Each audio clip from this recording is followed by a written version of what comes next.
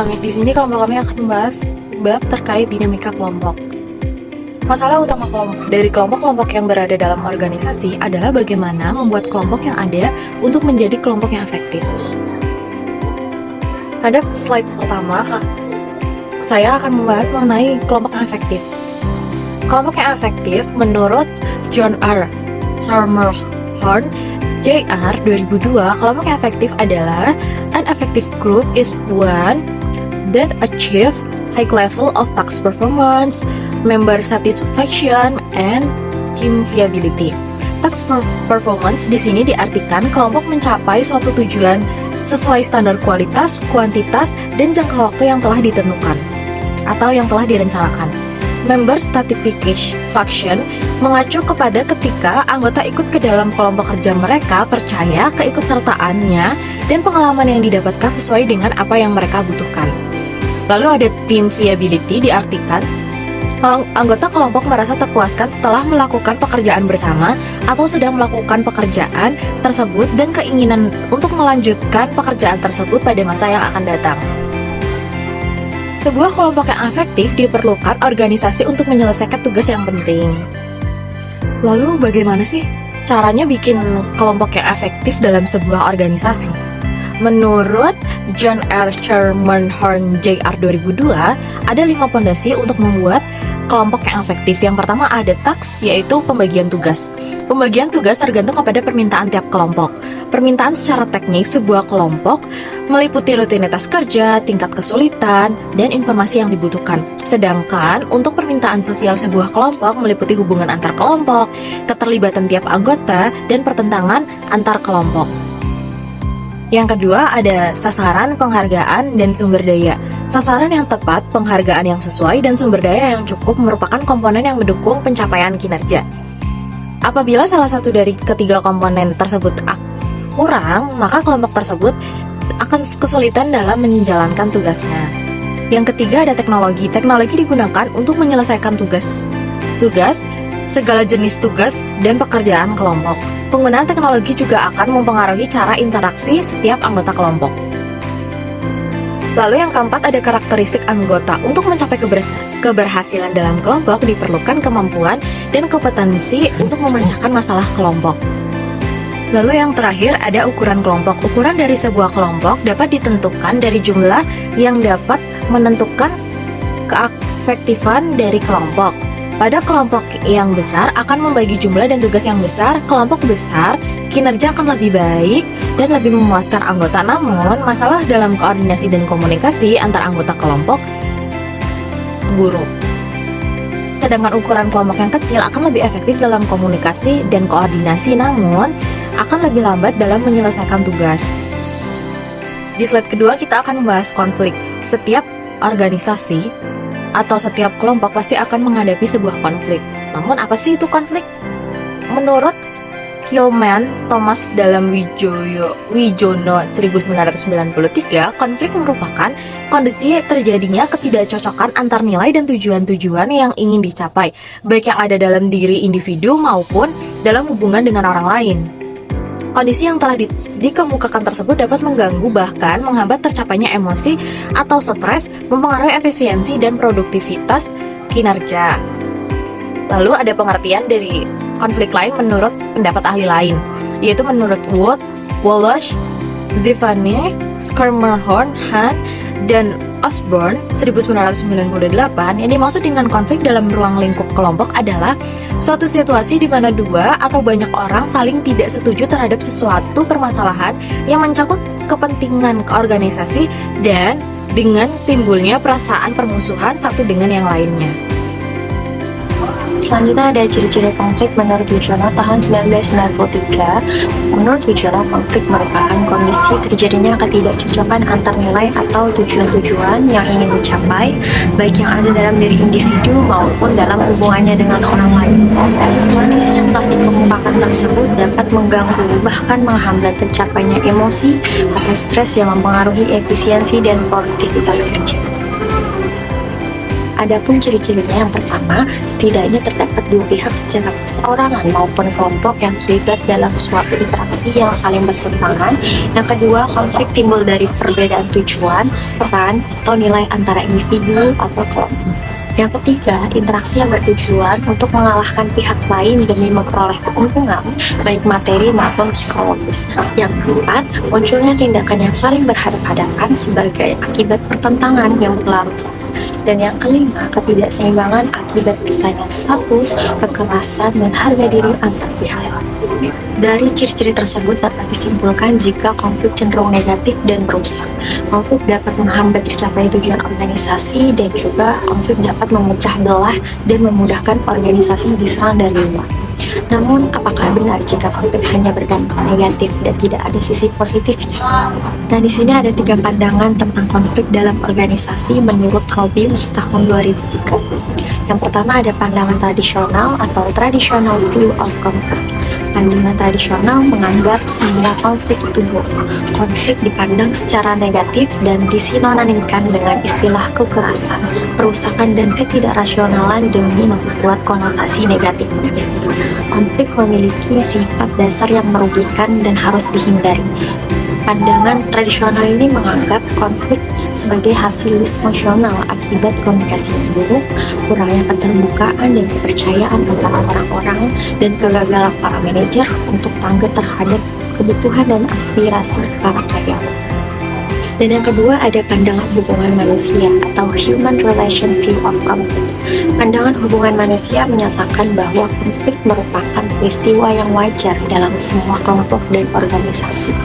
Karena konflik itu tidak tren aliran hubungan manusia menganjurkan penerimaan konflik. Konflik tidak dapat disingkirkan dan bahkan ada kalanya konflik itu membawa manfaat pada kinerja kelompok. Dan yang ketiga ada pandangan interaksionis atau interactionism view of conflict. Pendekatan interaksionis mendorong konflik atas dasar bahwa kelompok yang kooperatif, tenang, damai, pasti cenderung menjadi statis, apatis, dan tidak tanggap terhadap kebutuhan akan perubahan dan inovasi. Oleh karena itu, sumbangan utama dari pendekatan interaksionis adalah mendorong pemimpin kelompok untuk mempertahankan suatu tingkat nilai berkelanjutan dari konflik. Dengan adanya pandangan ini menjadi jelas bahwa untuk mengatakan bahwa konflik itu seluruhnya baik atau buruk tidak. Apakah suatu konflik baik atau buruk itu tergantung pada tiap konflik. Selanjutnya saya akan membahas tentang jenis konflik. Yang pertama adalah konflik intrapersonal. Konflik batin dalam diri seseorang, dengan contoh seseorang merasa bimbang antara melanjutkan kuliah atau langsung bekerja. Ia mengalami konflik antara keinginan untuk mengembangkan diri dan kebutuhan finansial. Yang kedua, konflik interpersonal. Konflik antara dua orang atau lebih, dengan contoh dua rekan kerja berselisih paham karena perbedaan pendapat mengenai strategi pemasaran yang baru. Salah satu mereka idenya lebih baik dan yang lain merasa lebih sebaliknya. Yang ketiga, konflik antar individu dan kelompok. Konflik antara satu orang dengan sebuah kelompok, dengan contoh seseorang karyawan merasa kebijakan baru perusahaan merugikannya, sehingga ia memprotes kebijakan tersebut kepada tim manajemen. Yang keempat, konflik antar kelompok dalam organisasi yang sama. Konflik antara dua atau lebih kelompok dalam suatu organisasi. Dengan contoh departemen pemasaran dan departemen produksi berselisih karena target produksi yang terlalu tinggi dan tidak realistis menurut departemen pemasaran. Yang kelima, konflik antar organisasi. Konflik antara dua organisasi atau lebih, dengan contoh dua perusahaan bersaing merebutkan pasar yang sama, sehingga mereka menggunakan strategi pemasaran yang saling menjatuhkan.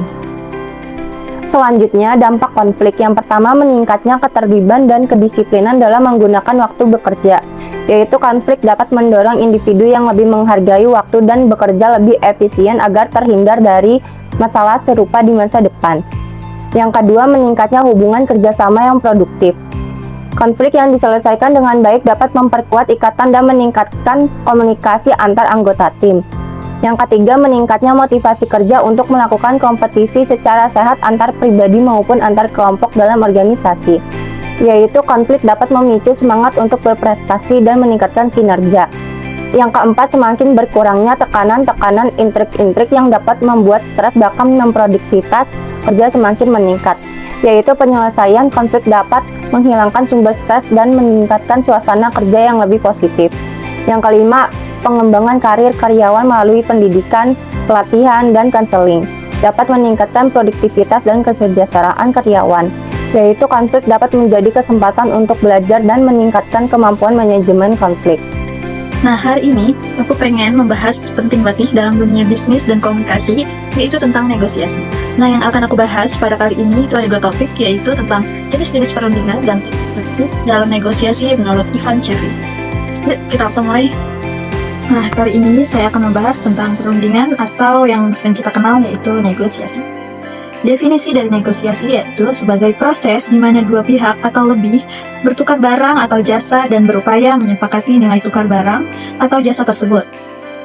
Menurut Siti Al-Fajar dan Triheru, dalam Ahmad Saifuddin dan kawan-kawan, pada tahun 2012, terdapat 5 jenis perundingan dalam negosiasi. Nah, 2 diantaranya yaitu, yang pertama yaitu ada perundingan distributif. Ini adalah negosiasi model win-lose. Artinya, kalau satu pihak menang, pihak lain pasti kalah. Biasanya ini terjadi saat kita negosiasi soal pembagian sumber daya yang terbatas. Contohnya yaitu waktu kamu tawar-menawar di pasar. Kalau kamu dapat harga murah, penjual mungkin lebih sedikit, dan sebaliknya. Yang kedua ada perundingan integratif. Kebalikannya, ini adalah tipe win-win. Nah, dua pihak saling kerjasama buat cari solusi yang sama-sama menguntungkan. Contohnya yaitu kayak 2 perusahaan yang bikin proyek bareng. Nah, mereka cari cara dong biar dua-duanya tuh untung. Nah, sekarang kita masuk ke bagian taktik negosiasi menurut Ivan Chevy. Ada 4 taktik utama yang bisa digunakan saat negosiasi berlangsung. Yang pertama ada taktik orang jahat dengan orang jahat. Namanya memang agak lucu, tapi ini sebenarnya adalah taktik good guy dan bad guy. 2 orang ukuran berbeda, yang satu galak dan keras dan yang satu lagi lembut dan pengertian. Tujuannya biar kamu luluh dengan si baik. Lalu taktik yang kedua ada penambahan perundingan. Nah, taktik ini dilakukan dengan menambahkan item baru dalam negosiasi. Misalnya nih, kamu nego harga jasa desain, tapi klienmu keberatan nih. Nah, kamu bisa menambahkan bonus revisi unlimited biar tawaranmu kelihatan makin menarik. Lalu, taktik yang ketiga ada libatkan orang ketiga. Kalau negosiasi kamu mulai buntu atau panas, kamu bisa nih ajak pihak ketiga yang netral, misalnya kayak mediator atau konsultan. Nah, orang ini itu bisa membantu menjembatani kesepakatan dan meredakan konflik kalian. Nah, lalu taktik yang keempat adalah mengurangi perbedaan. Fokusnya adalah mencari persamaan dulu sebelum bahas perbedaan. Dengan begitu, kamu bisa bangun dasar kesepahaman yang bikin negosiasi kamu lebih lancar. Nah, itu tadi pembahasan tentang jenis perundingan dan taktik dalam negosiasi. Oke, selanjutnya aku akan ngejelasin dampak konflik negatifnya, yaitu yang pertama ada meningkatkan jumlah absensi karyawan dan seringnya karyawan mangkir pada waktu jam-jam kerja berlangsung. Jadi konflik dapat menyebabkan karyawan enggan datang ke tempat kerja, apalagi jika konflik melibatkan rekan kerja atau atasan langsung. Hal ini berdampak pada meningkatnya ketidakhadiran atau absensi dan seringnya mangkir tanpa izin saat jam kerja. Yang kedua, ada banyak karyawan yang mengeluh karena sikap atau perilaku teman kerjanya yang dirasakan kurang adil dalam membagi tugas dan bertanggung jawab. Jadi, karyawan yang merasa perlakuannya tidak adil itu dapat pembagian tugas atau beban kerja cenderung mengeluh, terutama jika rekan kerjanya bersikap tidak kooperatif. Ketimpangan ini dapat memicu ketegangan dan menurunkan moral kerja. Yang ketiga, ada stres dan tekanan kerja dapat menyebabkan masalah gangguan kesehatan fisik dan mental pada karyawan. Jadi dalam konflik ini berkepanjangan dapat memicu stres dan tekanan psikologis yang berdampak pada kesehatan fisik maupun mental karyawan. Hal ini bisa mengakibatkan penurunan produktivitas atau bahkan gangguan kesehatan serius. Yang keempat, ada seringnya karyawan melakukan mekanisme pertahanan diri bila memperoleh teguran dari atasan. Dalam situasi ini, konflik ini karyawan sering mencoba melindungi diri dengan berbagai cara seperti menghindari tugas tertentu atau menutupi kesalahan agar tidak mendapat teguran dari atasan. Ini bisa menciptakan suasana kerja yang tidak jujur atau tidak terbuka. Yang terakhir, yang kelima itu ada tingkat perputaran karyawan yang tingginya tingkat turnover atau perputaran karyawan dapat menghambat kinerja dan stabilitas organisasi.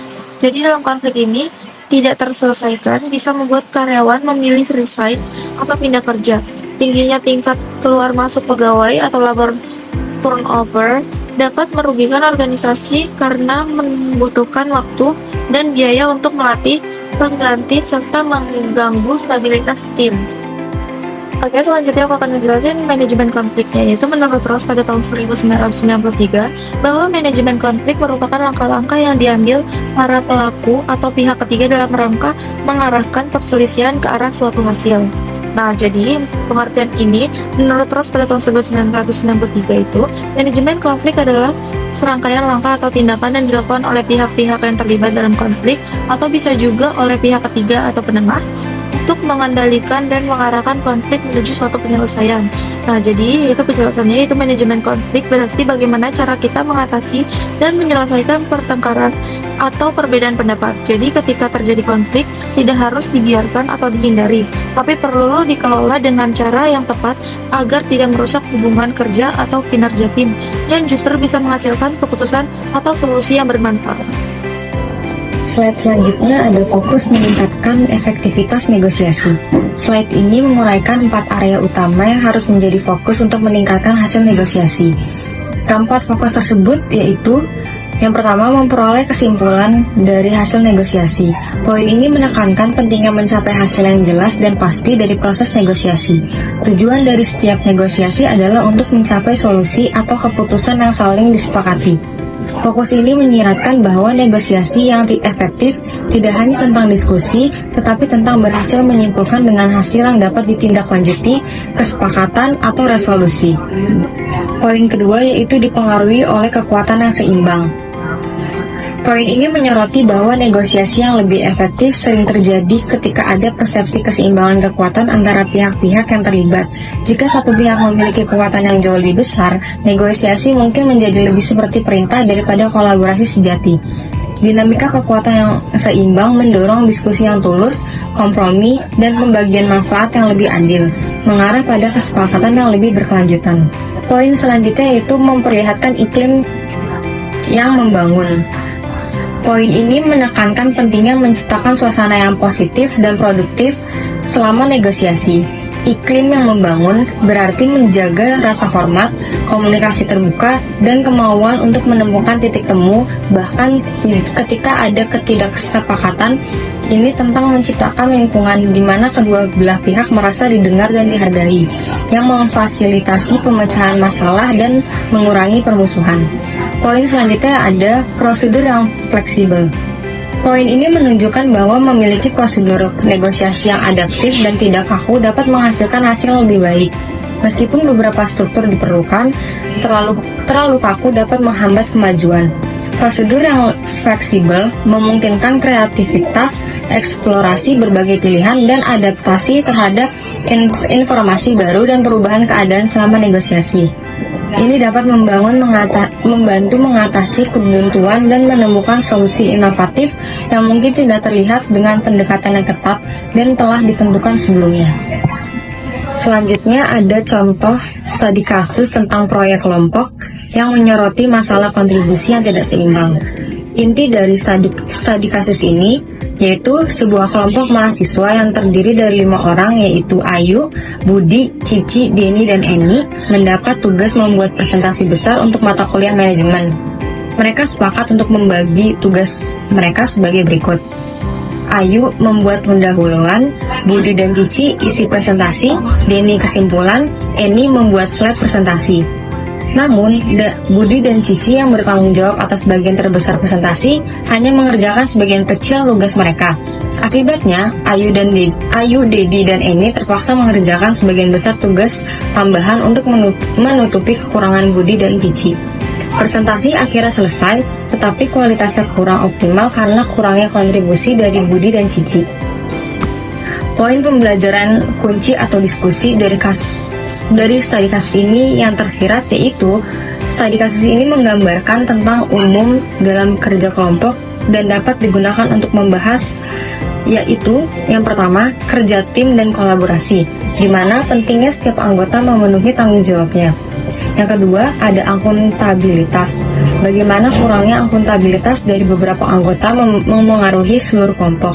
Yang ketiga, ada keadilan dan kesetaraan, yaitu beban yang ditanggung oleh anggota yang rajin ketika yang lain tidak berkontribusi secara setara. Yang keempat, ada kontrol kualitas, yaitu bagaimana kontribusi yang tidak setara dapat menyebabkan produk akhir yang berkualitas lebih rendah. Selanjutnya ada penyelesaian konflik dan pemecahan masalah. Potensi strategi yang bisa digunakan kelompok untuk mengatasi kurangnya kontribusi Budi dan Cici lebih awal. Yang terakhir ada kepemimpinan dan pendelegasian, yaitu bagaimana pembagian tugas awal mungkin dikelola, atau bagaimana kelompok bisa melakukan intervensi.